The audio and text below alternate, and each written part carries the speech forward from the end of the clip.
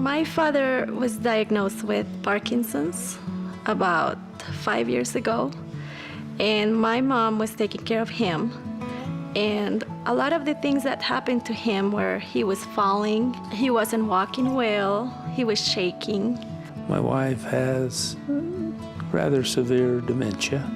It has affected me more than it has affected her. It's difficult to know how much she knows from day to day.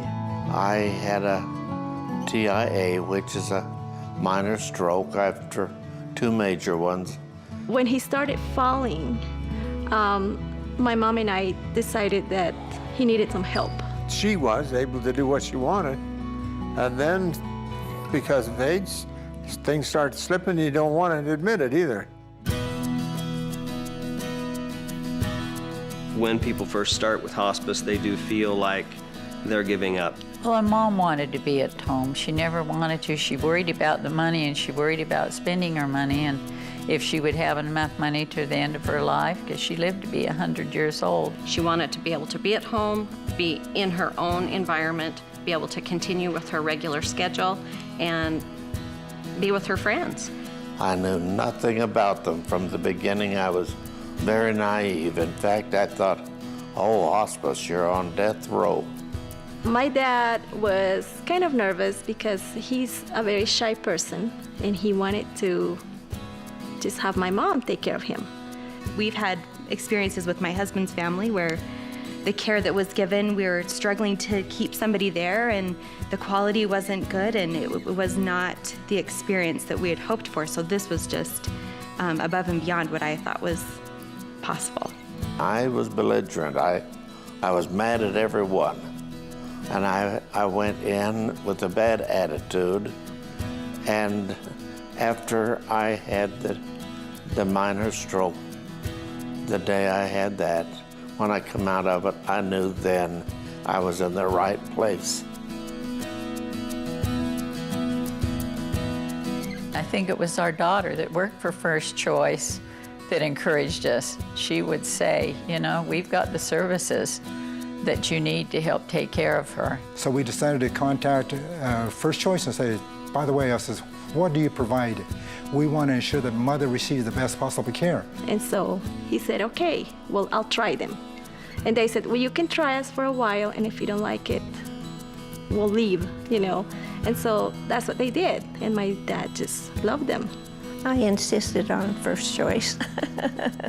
I insisted on it. Like I say, my daughter and daughter-in-law checked everything out, and after being in another facility, they're marvelous.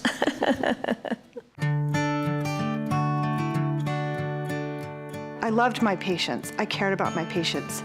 I wanted their lives to be better. That's the vision I saw. Not someone running in and out and doing a quick visit, a quick shot, ignoring dirty dishes, ignoring a bed that was unmade, but to do those things for them while they were there, to make their lives better. She helped bathe her.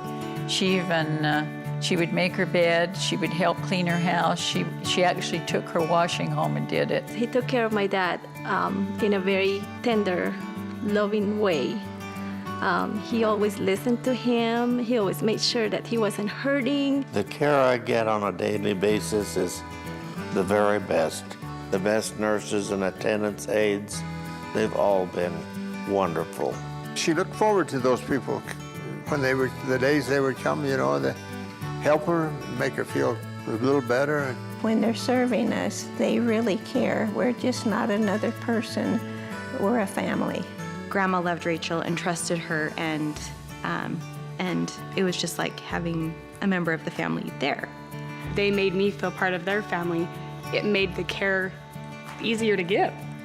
My key role is to make sure their physical needs are met, but a lot of times it's the emotional need and the friendship, that bond. Our whole goal is to help that person, whether it's home health or hospice, to get the very most out of their life, not just out of their medical care.